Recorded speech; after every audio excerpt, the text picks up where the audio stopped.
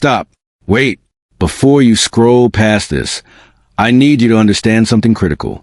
Right now, at this exact moment, you might be holding thousands of dollars in your pocket without even knowing it. And millions of people, they're throwing that money away every single day. This is not hype. This is not clickbait. This is a real story about real coins that have changed lives. And if you have the right ones hiding in your collection, your life could change too. Today, we're talking about two of the most dangerous coins ever minted in America. Coins that look completely normal. Coins that people ignore. Coins that people lose, spend, and destroy without realizing they're holding pure gold opportunities in their hands. The 1973 half dollar. The 1986 p half dollar. By the end of this, you'll understand why collectors are searching for these coins in darkness, why auctions go silent before the bids, and why you need to check your coins right now. Let's begin. The invisible treasure. Picture this. You're cleaning out your grandmother's old jewelry box, or you find a jar of coins in your father's garage. You see a half dollar dated 1973. It looks worn. It looks old. It looks worthless. So you put it back. Or worse, you spend it. This is the most dangerous moment, because that 1973 half dollar in your hand, it's not worthless. It's a ticket to life-changing money that most people will never see. The problem is simple. It doesn't look special. It looks like every other half dollar from that era. But appearance is a lie. The real story is hidden in the metal, the history, and survival of this coin through 5 decades of chaos. 1973 was a brutal year in America. The economy was collapsing. Inflation was destroying savings. The government was panicking. The country was in the middle of an oil crisis that made people question everything about their future. This pressure changed everything in the mint. The U.S. Mint was struggling. Demand for coins was chaos. Production was insane. Some mints were pushing out coins faster than ever before. And with that speed came something unexpected. Imperfections, mistakes, variations that would later become treasures. The 1973 half dollar was caught in this chaos. Millions were minted, but the conditions, the stress on equipment, the metal composition changes, they created something different. Something that would later matter enormously to collectors who understood what to look for. Here's where most people fail. They never even look. On the back of the 1973 half dollar, near the eagle, there's a small letter. That tiny mark, smaller than a grain of rice, tells the entire story. It's the mint mark. It tells you where that coin was born. The 1973 from Philadelphia. The 1973 from Denver. The 1973 from San Francisco. Each one tells a different story.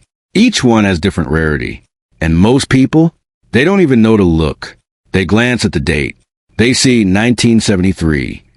They think it's common. And they miss everything. Hold a 1973 half dollar in your hand. Feel its weight. It's substantial. Heavy. Solid. The metal has a specific texture. Kennedy's profile on the front is distinct. The eagle on the back. Wings spread. Powerful. That's exactly what you'd expect from American minting at its finest. The coin weighs 11.5 grams. It's 30.61 millimeters in diameter. The metal composition is 75% copper and 25% nickel.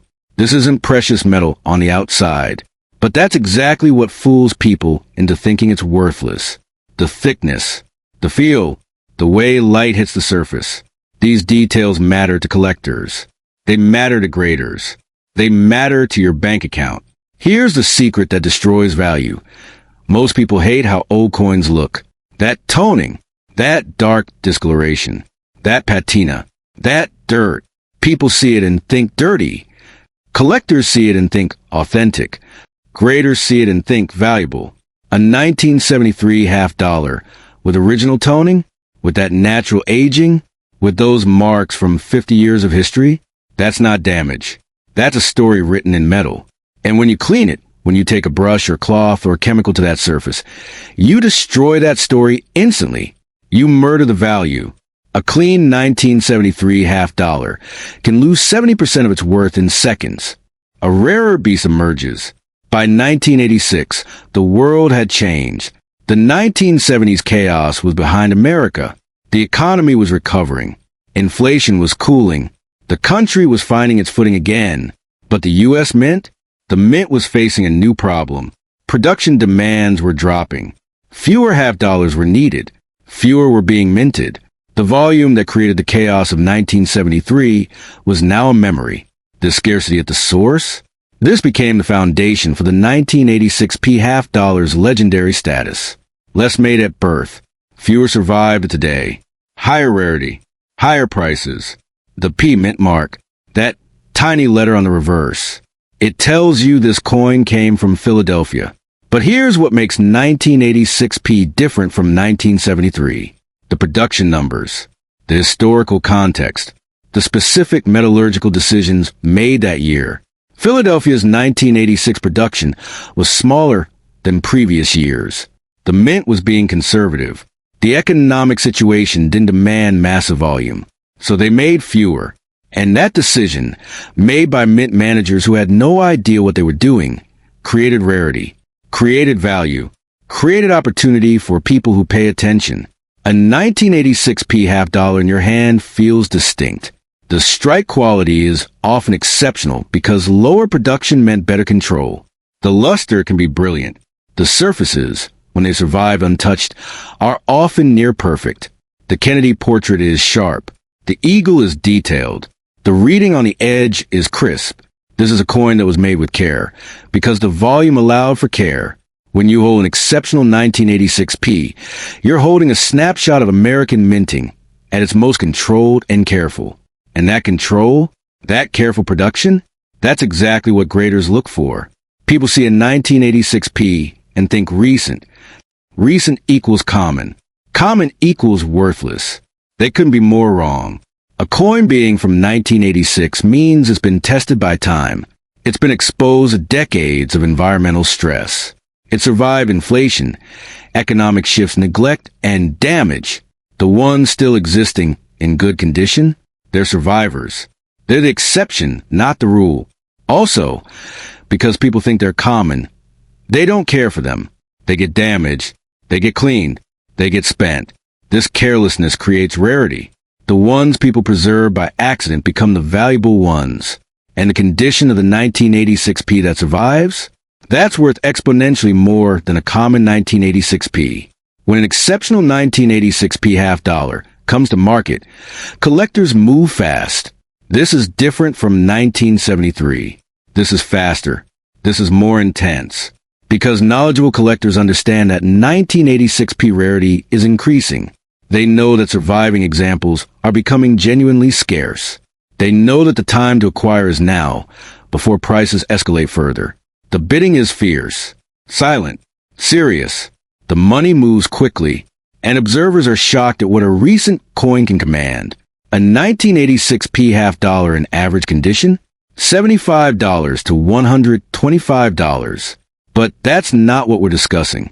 A 1986p in exceptional condition, with original mint luster, sharp strike, flawless surfaces, has reached auction prices of $150,000 to $300,000. Some exceptional variants with perfect provenance? Beyond that range. The market data is clear. The 1986p has outperformed the 1973 in recent auctions. The trend shows acceleration. Serious collectors are paying serious money. Demand for 1986p is higher than ever. International collectors, serious American collectors, heritage seekers, they're all competing for the same shrinking pool of exceptional examples. Supply continues to vanish. Coins are graded and locked away. The circulating supply is virtually gone. The acquisition window is closing. This is the economic pressure point. This is where urgency becomes real. If you have coins from the 1980s, you need to check them now. Find any 1986 half-dollars. Verify the P mint mark. Examine the condition carefully. Is the luster still there? Are the surfaces untouched? Is this a survivor? If you have an exceptional 1986p, this is not a casual moment. This is a moment to get professional grading immediately. Do not delay. Do not wait for next month. These coins are being discovered and claimed every single day. The person who finds a 1986p before you, they're about to change their financial situation. You've seen the 1973. You've understood the 1986p. But here's the reality that should shake you. There are even rarer variations, even more valuable dates, even higher prices.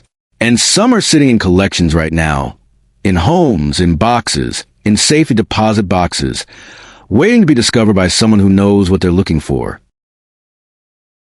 Every single day, people are finding coins like these. Every single day, collections are being discovered. Every single day, ordinary people are realizing they're sitting on wealth. And every single day, just as many people are missing their moment. They're not checking. They're not looking. They're spending these coins. They're cleaning them. They're destroying them. The 1973 half dollar. The 1986p half dollar. These aren't just coins. They're proof that hidden wealth is real, that ordinary objects contain extraordinary value, that the opportunity is right in front of you, waiting to be noticed. This isn't just a coin. This could be everything. Check your coins now. Look carefully. Get them graded. Don't wait for tomorrow, because tomorrow, another collector might find what you left undiscovered.